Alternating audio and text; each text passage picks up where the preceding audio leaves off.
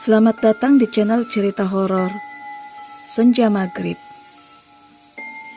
Cerita yang akan saya bawakan kali ini adalah kisah keluarga Ningrat Pengabdi Setan. Buat yang masih suka ikutin cerita horor dari saya, tapi belum di-subscribe, jika berkenan, klik tombol subscribe untuk selalu update cerita-cerita terbaru dari saya. Pada cerita sebelumnya, di bagian ketiga, Buningrum yang terjebak di dalam Ragabu Sukma, sang mertua, kini ia hanya pasrah menunggu ajalnya yang sudah dekat. Tak lama dari Bu Sukma, yang kini sudah mendapatkan raga baru dari sang menantunya, yakni Buningrum. Beberapa hari kemudian, raga Bu Sukma pun meninggal dunia.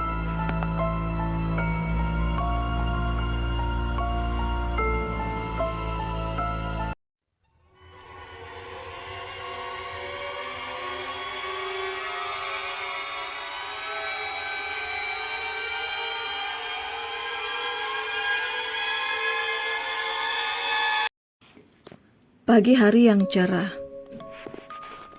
Semuanya kini nampak kembali normal. Seolah-olah tidak pernah terjadi apa-apa lagi.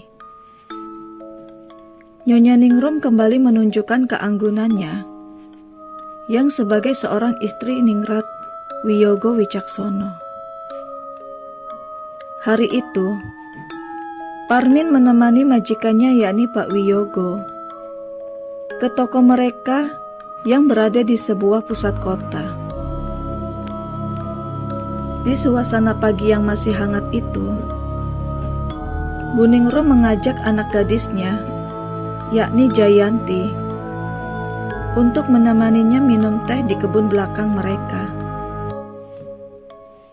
Jayanti yang semenjak mengetahui jikalau di raga ibunya itu bukanlah lagi jiwa ibunya, melainkan jiwa neneknya yakni Bu Sukma, sudah tidak lagi menunjukkan rasa hormat ke ibundanya itu.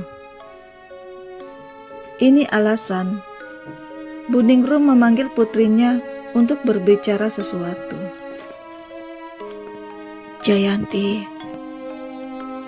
ibu tahu kalau akhir-akhir ini kamu ada sedikit perubahan. Kamu banyak berdiam diri dan selalu menghindar jika kumpul keluarga.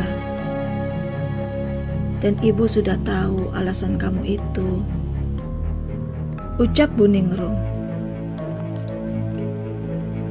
Jayanti yang hanya terdiam sambil menatap jauh pemandangan kebun belakang yang nampak asri itu. Buningrum menceritakan semuanya asal muasal keluarga besar mereka. Pak Suryo Joyo Diningrat, yang dahulunya sebagai bupati di desa kelahirannya, yang juga satu desa dengan Parmin tinggal. Untuk melestarikan ilmu leluhur turun-temurun, maka setiap anggota keluarga yang sudah terikat atau sudah melakukan ritual menuju keabadian atau berumur panjang, haruslah sudah bersiap akan digantikan jiwanya dengan sang leluhur. Dan sebagai gantinya, kejayaan dan nikmat duniawi akan mereka dapatkan. Namun, dengan satu syarat, yakni hari lahir weton mereka haruslah sama dengan sang leluhur. Tak dapat dipungkiri oleh Jayanti. Ia yang semasa kecil hingga dewasa selalu mendapatkan keberuntungan di akademis, pertemanan, dan juga cita-citanya yang selalu dimudahkan dan juga berparas cantik. Apapun keinginan Jayanti akan selalu cepat terkabulkan, tidak butuh waktu lama. Ya, semua yang Jayanti raih dan inginkan semata-mata hanyalah tipu daya sang iblis. Kejayaan kakeknya yang sebagai pejabat daerah. Ayahnya yang menjadi seorang pengusaha sembako terbesar dan terlengkap di kotanya, adalah karena sudah terikat dengan sebuah perjanjian antara leluhurnya dengan sang iblis. Namun, Yuda, kakak pertamanya Jayanti, meninggal akibat murni kecelakaan sewaktu sedang berlatih di sebuah sekolah penerbangan pada saat itu. Dan perjanjian ini akan terus berjalan seiring akan selalu mendapatkan penerus ilmu leluhur ini. Dan juga hari weton lahir yang sama. Dan jika tidak diteruskan ilmu leluhur tersebut, maka nyawa sendiri yang akan menjadi taruhannya atau menjadi tumbal. Jayanti yang mendengarkan penjelasan dari ibundanya itu, tiba-tiba ia menangis tak kuat mendengarkan sebuah realita yang sangat menakutkan dalam hidupnya. Jayanti yang mengurung diri seharian di kamar, mencerna kembali penjelasan dari ibunya. Kini, Jayanti bingung apa yang harus ia lakukan setelah mengetahui kenyataan yang sebenarnya. Dirinya sudah putus asa dengan hidupnya. Cepat atau lambat, toh ia pun akan meninggal menjadi tumbal sekte keluarga Ningrat ini. Hanya cara meninggalnya saja yang berbeda. Dengan pertukaran jiwa atau diambil paksa oleh sang iblis. Tiba-tiba ia pun teringat kembali akan pesan terakhir dari sang ibu, agar Jayanti pergi meninggalkan rumah terkutuk itu dan segera mencari perlindungan di sebuah pesantren. Ningrum yang pada akhirnya mengetahui kebusukan keluarga Suryojoyo di Ningrat. Namun, semua itu sudah terlambat. Kini kondisinya sudah menjadi tua renta. Ia hanya menunggu ajal menjemput. Namun, ia tak mau menyia-nyiakan setidaknya putrinya yakni Jayanti tidak akan menjadi tumbal berikutnya. Jayanti pun memutar otak bagaimana caranya agar ia bisa meninggalkan rumah ini dalam keadaan aman, tidak diketahui satupun anggota keluarga Ningrat itu, termasuk saudara tirinya yakni Parmin. Selasa malam legi adalah waktu yang dinantikan Wiyogo Wicaksono untuk mendapatkan raga baru untuknya. Seperti ritual yang dilakukan Buningrum ketika ia masih hidup, Parmin melakukan ritual mandi kembang dan memakan jerawan ayam mentah. Namun, tiba-tiba ia merasa pusing dan pingsan tak sadarkan diri. Halusinasi Parmin yang berbeda kali ini dengan apa yang dialami Buningrum. Kali ini Parmin melihat dirinya berada di dalam kuburan. Namun yang ia lihat bukanlah sosok dirinya sendiri, melainkan sosok Mbok Yun, ibunda Parmin, yang sedang nampak menangisi dirinya. Namun, seketika itu semuanya berputar dengan cepat dan ia pun terbangun dari pingsannya.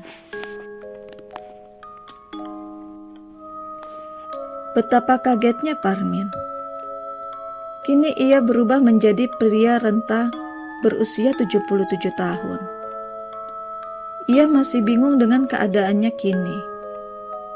Namun, tak berapa lama kemudian, masuklah Buningrum dengan menggandeng sosok pria yang mirip dengannya.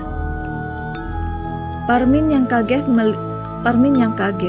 melihat sosok dirinya sendiri tengah memegang tangan Buningrum. Parmin, terima kasih kau telah memberikan ragamu untukku, ujar suara berat yang khas, yaitu suara Pak Suryo Joyo Diningrat atau Mbah Tejo. Parmin yang tak percaya dan bingung itu, sekuat tenaga ia bangun dari tempat tidur dan menuju ke sebuah cermin di kamar. Betapa kagetnya. Kini ia berubah menjadi kakek tua renta. Namun ia tak bertukar raga dengan Pak Wiyogo, melainkan sosok kakek Suryo Joyodiningrat. Parmin hanya bisa pasrah menerima takdirnya dan hanya pasrah menunggu ajalnya tiba. Ia pun tak bisa berbuat apa-apa, hanya menyesali karena tidak mendengar pesan ibundanya yang tidak boleh kembali lagi ke keluarga terkutuk itu. Jayanti kini sudah berada di sebuah bis dengan tujuan kota yang berada cukup jauh dengan kotanya berasal. Ia akan menuju sebuah pesantren dan akan bertaubat dan belajar mendalami agama Islam. Ia hanya bisa berpikir, setidaknya jikapun ia harus meninggal karena tumbal sekte keluarganya, namun ia akan meninggal dalam keadaan baik dan di lingkungan yang baik pula. Semenjak berita Jayanti yang kabur dari rumah, yang membuat keadaan satu rumah menjadi panik, karena calon raga baru untuk Bu Sukma sudah pergi meninggalkan rumah keluarga Ningrat itu. Namun tak butuh waktu lama, akhirnya Bu Ningrum dan Pak Wiyogo sudah mengadopsi anak perempuan berusia 11 tahun dari sebuah panti asuhan, yang tentunya hari weton yang sama dengan Bu Ningrum. Nah, Sekar, selamat datang di rumah dan keluarga barumu. Oh ya, kenalkan, ini adalah Mbok Las, pembantu kita yang sudah kita anggap keluarga sendiri, ucap Bu Ningrum kepada putri angkatnya itu yang bernama Sekar. Sang dukun keluarga Suryo Joyodiningrat, yakni Mbok Las, tersenyum ramah kepada Sekar si gadis kecil itu. Mbok Yun yang terlambat mengetahui jika Mbok Las adalah dukun di keluarga Ningrat itu, karena Mbok Las pernah menanyai weton hari lahir Parmin, anaknya Mbok Yun, yang ketika itu Parmin masih kelas 4 SD di kampungnya. Mbok Yun tidak dapat berbuat banyak untuk melindungi anak sematawayangnya, yakni Parmin, karena Mbok Yun terlilit hutang kepada majikannya, yang mengharuskan Mbok Yun mengabdi kepada keluarga Ningrat itu sepanjang hidupnya.